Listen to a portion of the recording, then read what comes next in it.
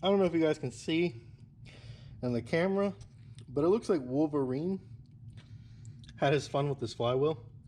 This thing is destroyed, and this stuff catches my nail. You can hear it, and it actually has some cracks this way. So I am definitely going to be replacing that.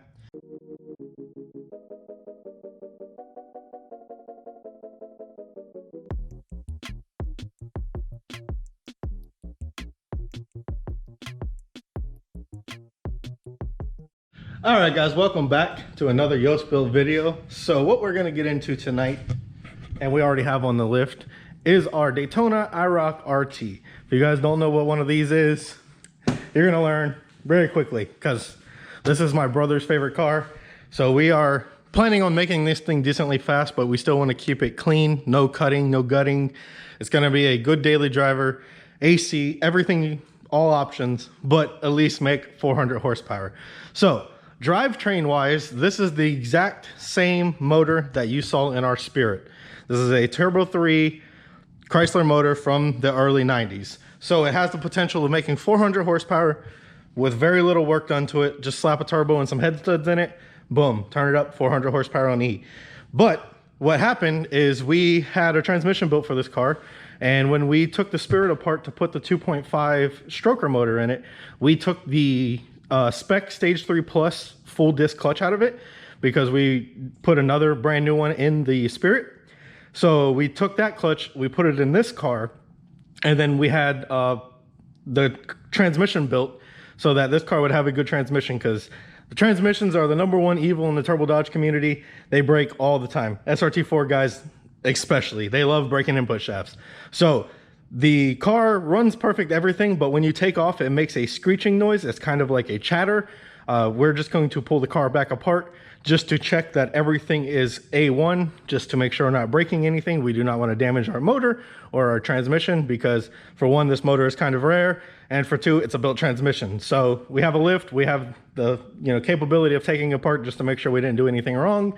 So why not? Let's check it. Let's make sure everything is good. So this video is going to be of that. It's going to be kind of the same thing we just did with the Neon ACR, but instead of swapping the training, we're just going to make sure everything is good in the drivetrain, because we do plan on putting slicks on this car and taking to the track very soon once the track opens. We were told it were going to open last week, never open, quarantine, yada, yada, yada. So we have about, I think, a week before the next local track opens up. So we're trying to get at least 1, 2, or 3 cars ready. The Juke is always ready. The Fiat is always ready, but we don't want to take those to the track. We already know what they run. I might take the Juke just to see the difference between Florida altitude and Pennsylvania altitude, but the clutch is already slipping, so I won't be able to full send it like I do in Orlando. So it's kind of a moot point to take that to the track. So let's get right into the video. As you see, I already got the wheel off on this side. We already got the battery out, and we got to get to pulling this transmission.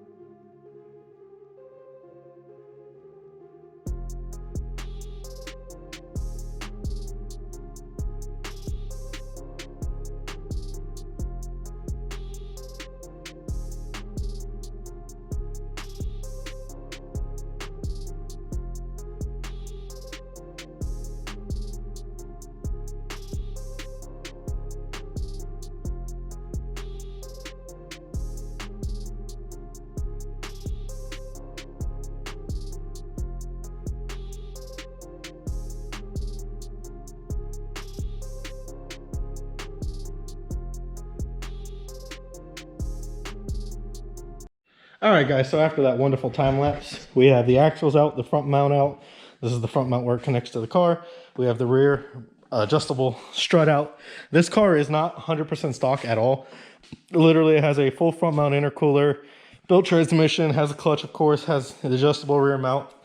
But when you're working on a T3 turbo Dodge, many of you, like I said in these videos, don't know what that is.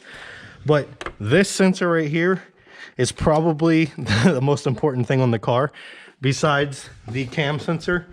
This uses a old school style cam and crank sensor, where your crank sensor is actually on your flywheel. So if you're ever pulling a transmission on one of these, make sure not to break this or the car will not run. And you cannot buy these sensors anymore. They do not reproduce. Well, I'm sure somebody reproduces them, but you can't buy OEM ones or NOS ones. So yeah, or reproductions at that. So if you break one of these sensors, your car will not run right ever again. So right here's your crank, crank, and right there's your cam. So be sure to be very safe around these. As you see, pull the throttle body, pull the plug for the coil pack, get everything out of the way, and get this sensor out before you try to unbolt the trans, because the last thing you want to do is break that sensor.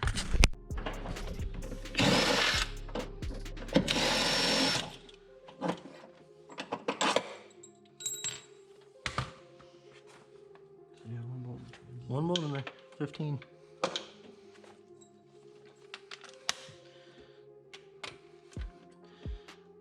Let it down a little bit. Keep pulling them both down a little bit.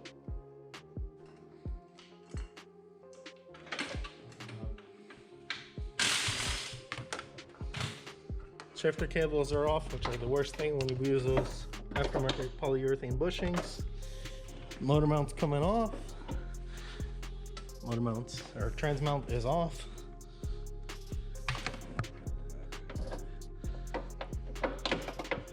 Did I get that shifter cable out of the bushing back there? The holder?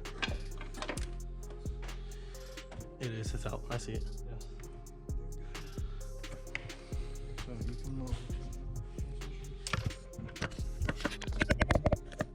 Nope, go down with it. Got all the bolts out? Should have everything out. Yeah, it's separated. Alright, we're off.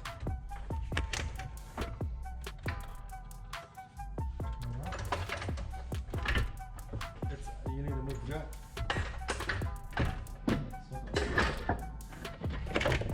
Here it goes. You're right, you have a lift.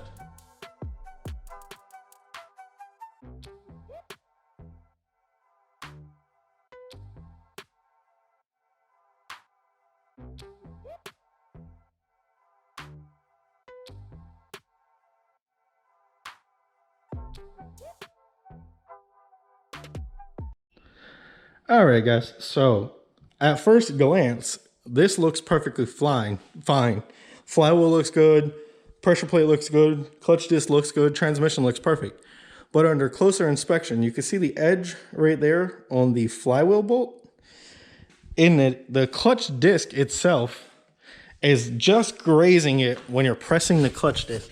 I don't know if you guys can see in the video, but there's actually a ring around here where it's barely touching the center of this disc. And then if you look right here, there's a ring around there where this piece is touching the other side. So basically what it's doing is when you push the clutch in, it's pressing everything together and it's literally slightly moving the car forward. So if you would have kept driving it like that, sooner or later it would have just wore it down, or it would have snapped the clutch right in center. But all we're gonna do is just take the bolts, grind the heads of the bolts just a slight amount so that it has a little bit of clearance, so that there should be no more noise. And that's the solution for a noise.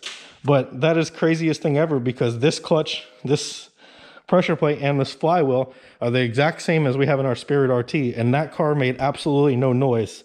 So either the head of these bolts are a little bit different, or the spacing from, well, actually no, it would just have to be the head of these bolts because it's the same flywheel. So the head of these bolts are just slightly big enough so that it barely touches it when you're pressing all the pressure against the pressure plate and you're pressing the clutch disc into the flywheel. The weirdest thing I've seen, weirdest noise, it made where the car would actually kind of like move itself forward a little bit when you were barely pressing in on the clutch, like if it was, you know, releasing the clutch, but all it was doing is just rubbing on the bolts. So let's get these bolts fixed. Let's get it all back together, and hopefully the noise goes away. That should be the solution. All right, guys, so after further inspection, pulled the flywheel off. I just wanted to make sure everything is correct on this car. And I don't know if you guys can see in the camera, but it looks like Wolverine had his fun with this flywheel. This thing is destroyed, and this stuff catches my nail. You can hear it, and it actually has some cracks this way. So I am definitely going to be replacing that. I do not think that is a good flywheel for this car. We have this one right here. On the video it looks like it's black. It's actually rusted. This is the old one we collected. All I did was took some wire wheel to it, cleaned it up real quick, used a nice little 120 grit on it. You know, nothing to actually damage the surface, just something to get the rust off of it. I'll do a little bit more, you know, to make sure it's good, and then install this in the car. So we're gonna have the bolts trimmed a little bit, new flywheel, just to make sure there's no difference in gap here. So we're just gonna give it a little extra clearance with the flywheel bolts. And then we'll slap this back in the car and get rid of the Wolverine flywheel. I don't know who did this to this car, but yeah, that should have been replaced before. I never looked at this when my brother first did the clutch and transmission on it. So now that I'm actually looking over everything, I'm definitely going to replace it, put this one on. I already cleaned it with a brake part cleaner, but I'm going to sand it a little more, clean it up, and then get to installing this thing on the car. All right, guys, so I got a little ahead of myself and I got to working. I got the transmission back in, clutch, flywheel, everything torqued down properly. I just put the clutch cable on, put the rear motor mount on, so this is solidly in there. Got the motor mount, got everything jacked back up into place. So now I got to do axles, shifter cables up top, speed sensor, crank sensor, front motor mount, T-bracket to the front motor mount. The front motor mount is, I actually took the piece out that mounts to the car, and this, and then axles. And like I said, I replaced the flywheel bolts, grinded them a little bit just to make sure there was extra clearance. Lined up the clutch using the clutch tool that's right there. I put it in there by myself. It was kind of a struggle, but not too bad. I got my mount back up in here. So let me get done. I'll put you guys on a short time lapse before the GoPro dies, and then I will show you guys driving this thing out the garage tonight.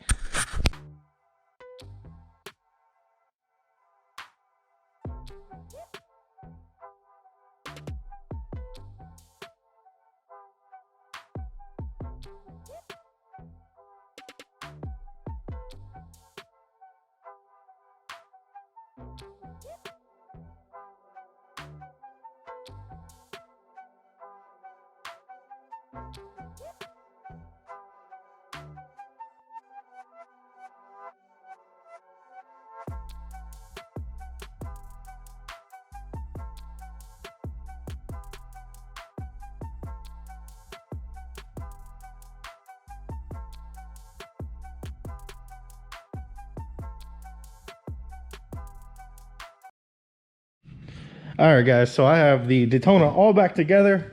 Just put the battery in, checked the oil, filled the transmission with 2.1 quarts of high mileage 5W30, and we are going to test this thing out with it on the lift. We don't really need to test drive it. It is like 2 o'clock in the morning and I want to make the neighbors mad. So give it a start and let's see if it goes through all the gears and makes any funny noises. Loud valve train, T3 specialty, going first. No noise at all from the transmission. Second. That's second. If you guys are wondering, yes, this is a built transmission. It does have LSD, does have everything. There's third gear. We ordered new lifters for this motor, so it'll quiet it down. We're waiting for them to come in. Fourth.